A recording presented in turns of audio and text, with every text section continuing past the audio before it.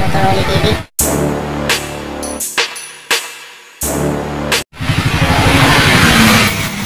May risk ako guys na Honda Click 150. One of my friend tumirik ang kanyang motor, ayaw manda. Let's do it guys.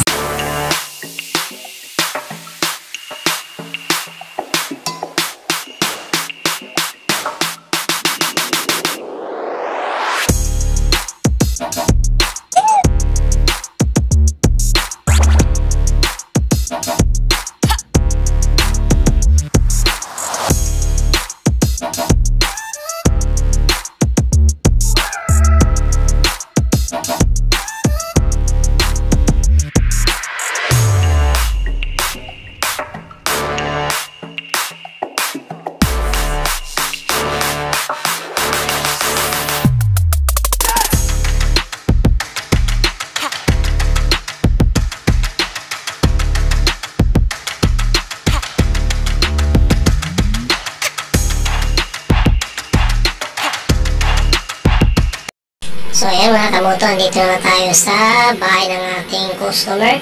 So sa nakikita ninyo, sinaksak ko na ang ating mahiwagang DLC connector para malaman ang ating blink code. So ayan guys, basahin natin. Ignition on. So 1 long and 2 short.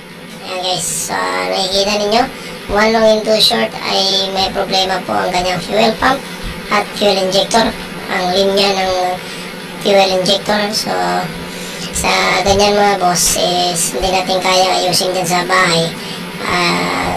Sinabihan ko na si customer na dalhin sa ating shop para doon natin pagpatuloy ang ating simulan.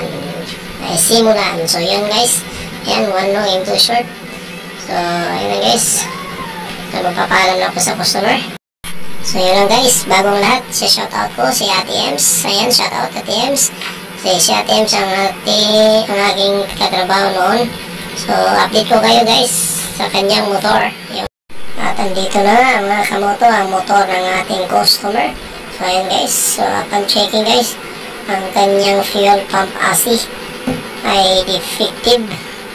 Ayan, ayaw gumana.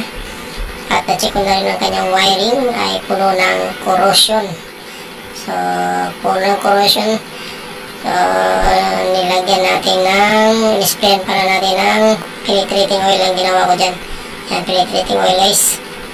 Ayan. So, bugahan nyo lang sa mga nakaranas na ganito guys.